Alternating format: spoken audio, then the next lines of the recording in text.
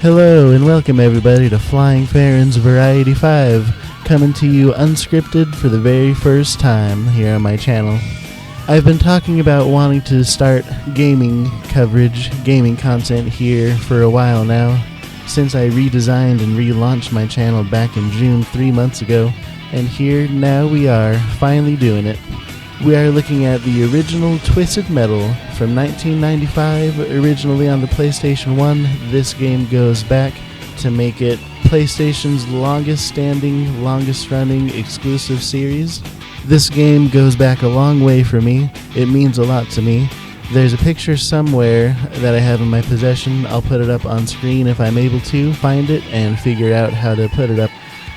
There's a picture of me as a kid playing Twisted Metal 2, and it's one of my first gaming memories I have. I was probably like 5 or 6 years old at the time. 1999, 2000, within that range somewhere, maybe even earlier. I doubt it though. But anyway, I basically grew up playing Twisted Metal games. They were some of the first games I played and got into as a kid. Especially Twisted Metal 2, the colorful, cartoony world of that game. There was something about it that made kid me latch onto it really strongly. I liked cars at the time, played with Hot Wheels. It probably had something to do with that. But now we're here. Before we get into going through the characters in the game, starting my playthroughs, I want to take a look at the instruction manual here. I do have a physical copy of the game, but I'm looking at a copy of the instruction manual I downloaded online on my computer, because my physical copy is missing the instruction book. So here we are. Here is the cover, pretty iconic, very, very 90s, very comic booky, but that's what I like about it. It has that old 90s charm that you don't get with game covers nowadays. Here's me sounding super old. Anyway, what I want to get into here is the bits of lore that is contained within the instruction manual that started to become less and less heavy as the series goes on, and especially with gaming as a whole, not even containing instruction manuals anymore, which is a shame. There's something special about having a manual in your hands to look through and read all about the details of a game that you're playing. But here we are. The prologue here is what I want to cover and give everyone watching this the backstory to the game, because this game does, surprisingly, compared to the rest of the series, have a pretty extensive backstory. It has a fully fleshed out world, very realistic in that sense. You know, it's not just a Twisted Metal tournament happening out of nowhere for no reason, just because, for the sake of the game and all that. When the original game was created, the developers went to a great length, I believe, to establish this world that Twisted Metal came from. And here we are. I will read it out to you. You can remember that night as clear as this one. 6 months ago, somewhere between midnight and morning, your computer signaled an incoming email on the United Internet System. When you saw the name of the sender, Calypso, your eyes glazed over with visions of your greatest fantasy, your ultimate desire, and then, when you read the message, you knew that this dream was within your grasp. The message, flashing in red, simply said, "Will you drive?" Nice little Easter egg that the first episode of the Twisted Metal series on Peacock, the first episode is named Will You Drive, and that seems like an intentional callback. Continuing on, once a year, the legendary Calypso, a man who dwells beneath the streets of LA, holds the Twisted Metal competition.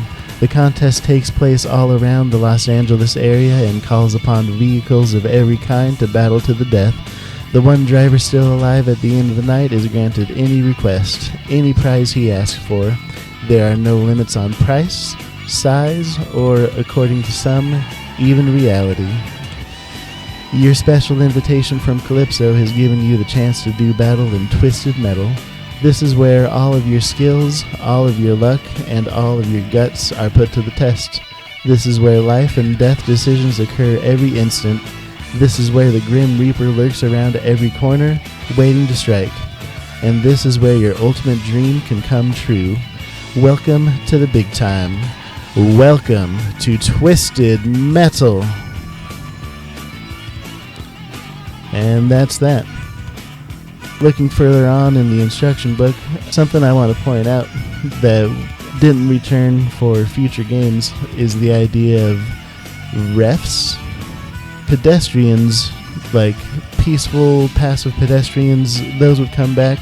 But the refs in the first game, as they call it, is unique in the sense that they are on-foot pedestrians, on-foot NPCs that are battling to fight against you. And they do deal damage to you, which is a cool idea that there's an extra obstacle to work against in the game. But I'm glad it didn't return for future entries because it's pretty annoying having to deal with them and taking damage from like sometimes almost unseeable sources because you never know where they're coming from really. But according to the instruction book, Twisted Metal is not held in some cushy arena. It takes place on the very real streets of Los Angeles, California. This means you're going to catch a little resistance from the fine folks who live and work there. No problem. Twisted Metal has the highest spectator death toll of any contest in human history. In other words, run 'em down. Here's just a few of the people who may show up to cause you some trouble. Foot refs. These are standards who shoot missiles and machine guns. Their weapons do little damage, but there's enough of them to wear you down. Hover refs. Floating through the sky, these hover refs will swoop down from above and attack. Try not to stay in one place for too long, or you will definitely get blasted. That one's interesting because I know what they're talking about in-game, but it's not like they're flying around in the air chasing you or anything like that. Like this kind of makes it sound. They just kind of like fly down from the sky, land on the ground, and they're planted until you kill them. Same thing with the manhole refs here. They just kind of pop up, but there's nothing really special about them other than that. These aggressive refs, are there any other kind, pop up from manholes and attack with force. And then we have the group of peaceful pedestrians, which I do like in this instruction book. There is a dog pedestrian in the warehouse level, the second level in the game, which, according to this instruction book, is completely intentional, as it says, yes, there's a dog in the game. No, you can't run him over. What's the matter with you? Get some help. Even we are not that sick. Which, yeah, it's pretty funny that they have a dog NPC running around the warehouse level where you can kill every other NPCs by running them over, but running into the dog does nothing. Which is pretty funny. And I think that's about it for what I want to cover in the instruction book. There's a few other like original game specific quirks that don't return in future entries in the series. Like a first-person mode. I might talk more about that later, but it's really cool how they have this first-person view with like a built-in like dashboard, steering wheel, HUD. Really cool, really unique. You don't see that again with any other entry into the series later on. There are no power commands in this original game. No shield, freeze, mines, rear fires.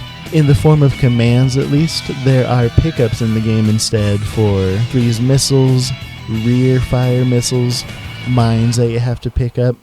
Everything in-game that comes out of your vehicle, basically, is a pickup you have to pick up rather than an input command like they would be in future entries. There's a lot of miscellaneous equipment in this game that doesn't return in future entries as well.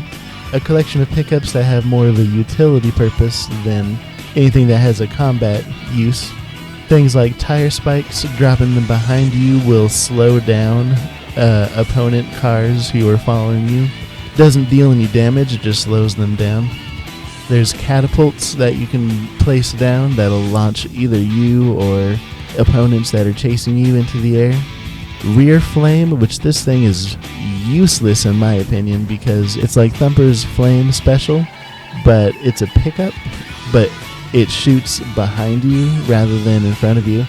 And I mean, An opponent would have to be following you really closely from behind in order for this to be any bit of useful. Otherwise, it's just a complete waste. Any opponent behind you usually is not in range for that to even be useful. And then you have oil slicks, which is another item that you drop behind you for pursuing enemies.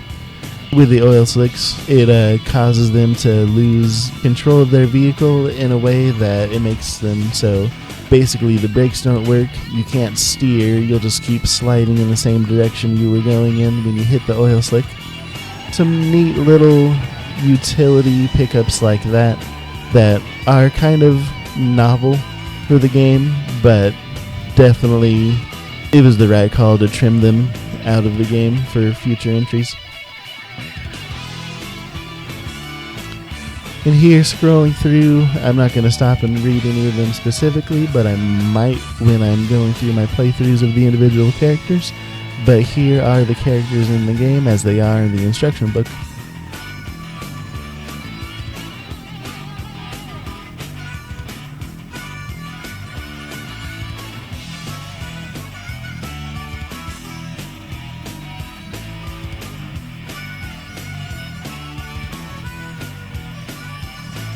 "12 characters, 12 vehicles in the game."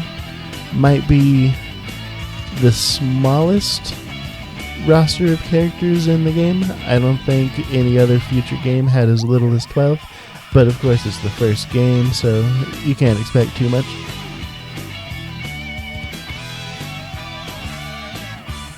And that is it for the instruction book. Alright, with this done and out of the way, I'm going to cut it to gameplay footage. Thank you very much. See you over there. And so it begins. Twisted Metal 1995, where it all started. Created by Single Track.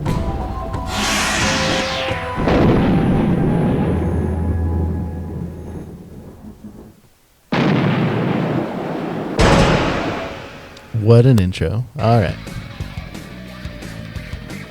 I'm going to give a moment just to appreciate the main menu music, the Twisted Metal theme song.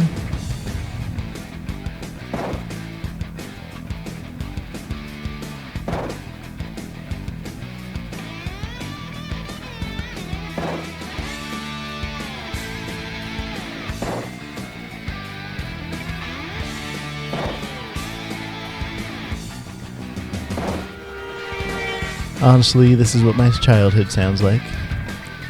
Anyway, to get on to what I want to record here today, I'm going to go to the options menu here, and I'm going to go to contest history. So, complementing what we already saw in the instruction manual, there's a built-in contest history into the game in the options menu here. Let's see what this says. It is Christmas Eve, 2005. In a few moments, the legendary Twisted Metal competition will begin.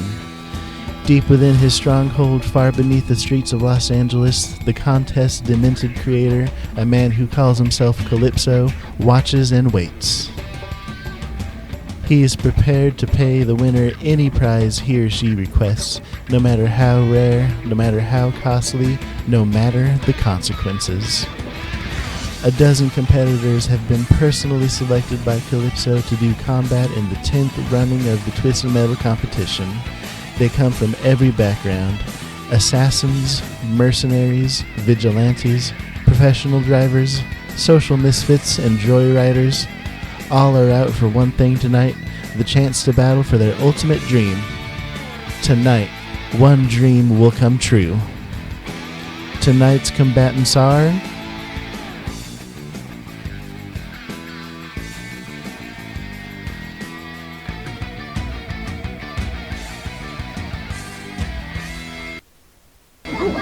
Sweet Tooth,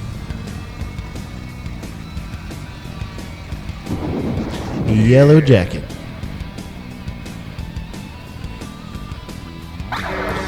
Dark Side,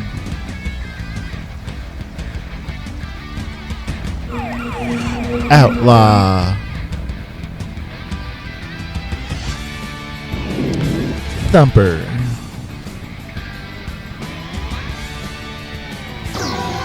Crimson Fury.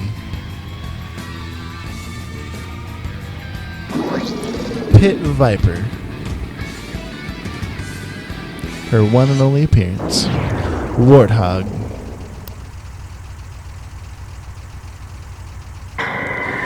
Mr. Grimm.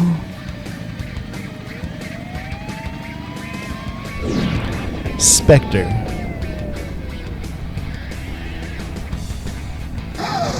Hammerhead.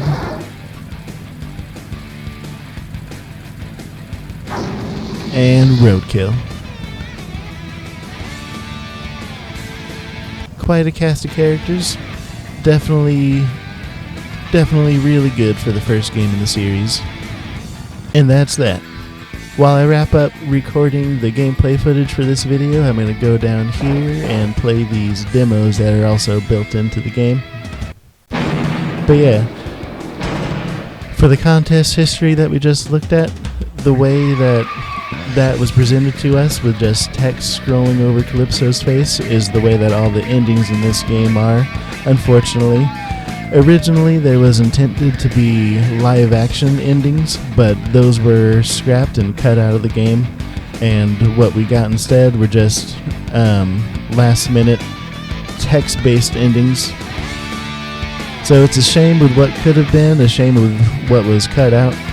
It is nice that we got the lost endings, the lost live-action endings eventually. And as I complete the playthroughs of this game, which I am so excited to get into, as I complete the playthroughs, I'm going to be showing both the text endings that are recorded within my gameplay, and I'm also going to show for you guys the cut lost live action endings as well. I'm going to edit those in. And here we are with another game I'm going to cut out. But yeah, that is it. Over on my computer, I'm going to spin a wheel now, and that's going to tell me which character we are officially playing as first, leaving it all up to fate. First result is the first one I play. Let's go. And here we are at the Twisted Wheel. Let's full screen this bad boy here. Alright. So at the click of a button, 1 out of 12 competitors is going to be selected to be my first.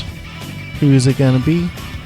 The names were written down in the order they appeared in the character select screen. Alright. Completely random.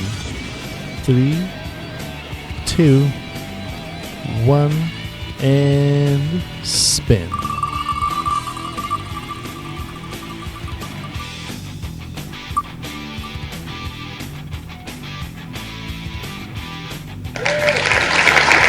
Well, I'll be damned. We have a winner, Roadkill. That actually has me pretty happy because Roadkill in this game is an excellent starting character. Roadkill is very middle of the road, but not where he's average in anything. But Roadkill's actually above average in everything, I feel like, in this game. Decent speed, that might be his only weaker point. Roadkill is a little bit on the, not slow, but Roadkill's a little bit on the average speed side of things. But Roadkill has good armor, a good special that homes, which is rare in this game, and I mean, yeah, that's about it. Roadkill is an excellent starting vehicle in this game, and I am really happy about that. Alright. Well, with that done, that wraps up this video starting my coverage of Twisted Metal 1 on PS1 originally, 1995, ported to PlayStation 5 where I'm playing it. Man, I'm not good at this unscripted thing. But hopefully in time I'll get more used to this. I'll get more used to speaking off the cuff, off the top of my head, into a microphone.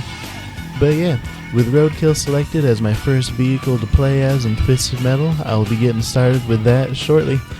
I hope to see you next time. Thank you for joining me for this. I know this isn't very exciting, just me talking about Twisted Metal, my history with it, all of that lore and crap like that. But this is my way of getting used to this kind of thing, getting used to recording on-screen footage, recording gameplay footage, recording unscripted commentary, and putting it all together. I want to be able to make this video and put it all together, get a feel for that kind of thing before I go straight into the playthroughs. But yeah, we will be getting the playthroughs the next time I see you here with the gaming content on my Flying Ferron Variety 5 channel. Thank you everyone for joining me, tuning in, all that fun stuff. Please, if you would feel so inclined, I would greatly appreciate any amount of likes, any amount of subscriptions, any amount of sharing this video with your friends and family and everyone else. Because my goal with this channel is to spread love and attention to the things that I care about in this world, my 5 passions, the Flying Ferron Variety 5. As I say, I hope you all as well are able to connect with what you enjoy and love in this world as well as I do, because life is a cycle and love is life. Turn your losses into lessons, but keep the future in sight. That's what I like to say. That's my philosophy with life, with love, with the world. One more time as this video wraps up, I will be starting first with a playthrough of Roadkill and Twisted Metal 1 when we return here to the gaming content. If you're someone coming from the wrestling side of things with the wrestling content on my channel, the next WWE show I will be covering will be Bad Blood, airing live on October 5th, and I will be getting to my review of it sometime as quickly as I can after that. But for now, like I said, we will be getting started with Roadkill and Twisted Metal 1. So again, thank you very much for tuning in. Much love. Love is life. Life is a cycle. Thank you all for tuning in, and I will see you next time. Take care, and have a good one.